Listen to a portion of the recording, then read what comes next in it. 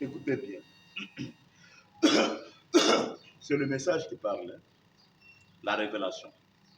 Christ est ressuscité et a payé le prix de notre rédemption. Dieu s'est manifesté en Christ. Il a donné cette chair et ce sang afin que la vie vienne par le sang et que la chair soit rachetée, afin que Dieu puisse se manifester dans cette chair rachetée. Amen. Branham ajoute, sa parole pour ce jour. Amen. Donc, tu vois la parole de ton jour. Hein? Moi, je n'y ajoute rien. Est-ce que tu peux filmer ça? Il est dit ceci. La brochure. Christ est la révélation du mystère de Dieu. Christ est la révélation du mystère de Dieu. Message du 28 juillet 1963 matin. Christ est la révélation du mystère de Dieu. À la page 56, traduction des Suisses. 585, traduction du Canada. Christ est ressuscité et a payé le prix de notre rédemption. Dieu s'est manifesté en Christ. Il a donné cette chair et ce sang afin que la vie vienne par le sang et que la chair soit rachetée, afin que Dieu puisse se manifester dans cette chair rachetée.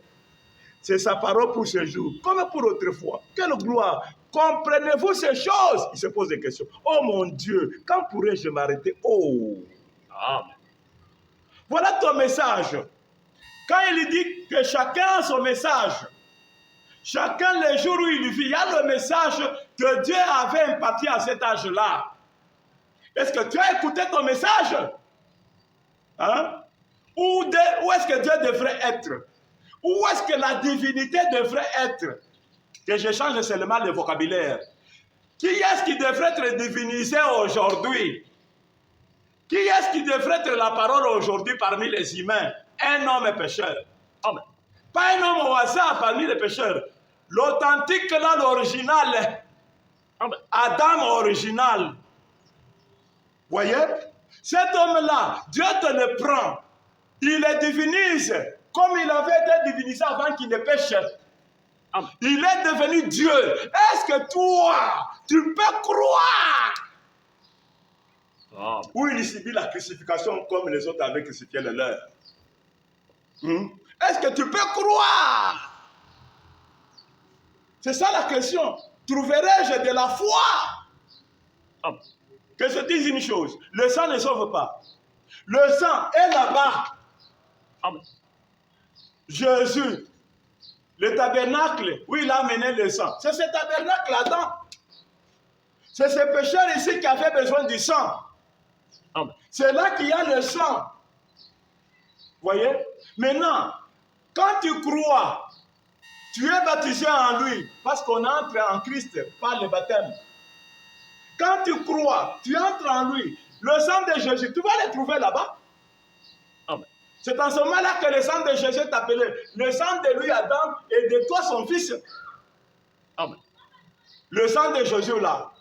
Tu ne peux le trouver que quand tu entres en lui, en Adam, qui est Branham. Amen. Alors, le sang que tu chantes là, il est là-bas. Amen. Voyez? Et maintenant, quand tu entres là-bas, tu ne fais pas d'effort. Le sang lui-même, il fait le travail comme un habit qu'on a mis dans les détergents. Amen.